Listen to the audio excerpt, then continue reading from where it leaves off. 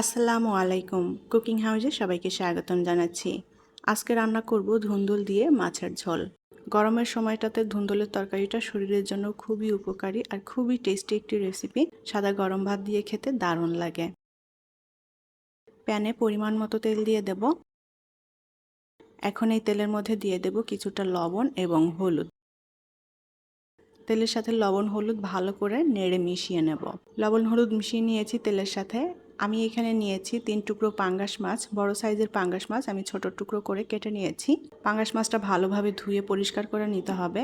এখন এই পাঙ্গাস মাছটা আমি তেলের মধ্যে দিয়ে হালকা ভেজে নেব। আমি পাঙ্গাস মাছে হলুদ লবণ মাখাইনি, তেলের মধ্যে হলুদ লবণ দিয়েছি। আর তেলের মধ্যে হলুদ লবণ দিলে মাছটা ভাজার সময় তেলটা ছেটে কম গায়েও লাগে না।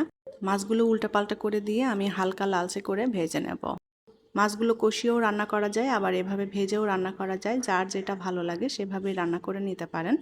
মাছটা উল্টাপাল্টা করে দিয়ে আমি হালকা লাল করে ভেজে নিয়েছি। এখন মাছগুলো তেল থেকে তুলে নেব।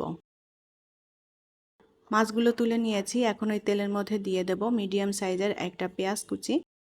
পেঁয়াজটাকে হালকা লাল করে ভেজে নেব। পেঁয়াজটা হালকা লাল করে ভেজে নিয়েছি। এখন এর মধ্যে দিয়ে দেব কেটে রাখা ধুন্দুল।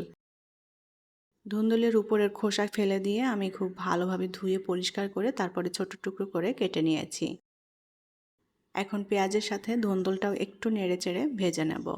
ধুন্দুল দিয়ে যে কোনো মাছ রান্না করলে খেতে ভালো লাগে, আর ধুন্দুলটা খুবই সুস্বাদু একটি সবজি, খুবই মজার হয় খেতে। লবণ দিয়ে দেব স্বাদ মতো। হলুদের গুঁড়া দিয়ে দেব হাফ চা চামচ মতো। শুকনো মরিচের গুঁড়া দিয়ে দেব কিছুটা। ধনিয়ার গুঁড়া দিয়ে দেব হাফ চা চামচের মতো। খুব ভালো করে নেড়েচেড়ে এখন ধুন্দুলের সাথে মশলাটা মিলিয়ে নেব। চুলার আঁচ অল্প রেখে এখন নেড়েচেড়ে একটু ভেজে নেব। সামান্য একটু পানি দিয়ে দেব। ধুন্দুল থেকেও পানি বের হবে, এই পানিতেই ধুন্দুলটা কষানো হয়ে যাবে।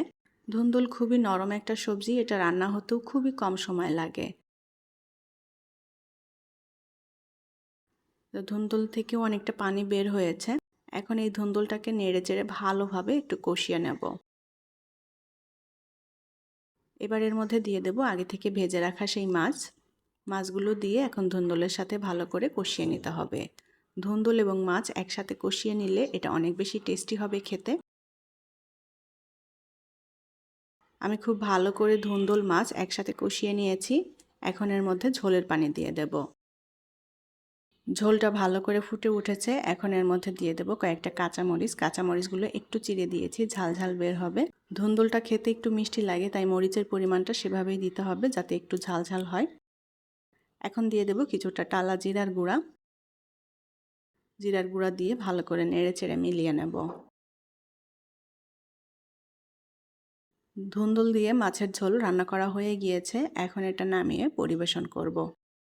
সাদা গরম ভাতের সাথে ধুন্দুল দিয়ে পাঙ্গাস মাছের এই ঝোলটা খেতে খুবই ভালো লাগে। আশা করি আমার আজকের রেসিপি আপনাদের কাছে ভালো লেগেছে। পরবর্তী রেসিপি দেখার আমন্ত্রণ জানিয়ে বিদায় নিচ্ছি। আল্লাহ হাফেজ।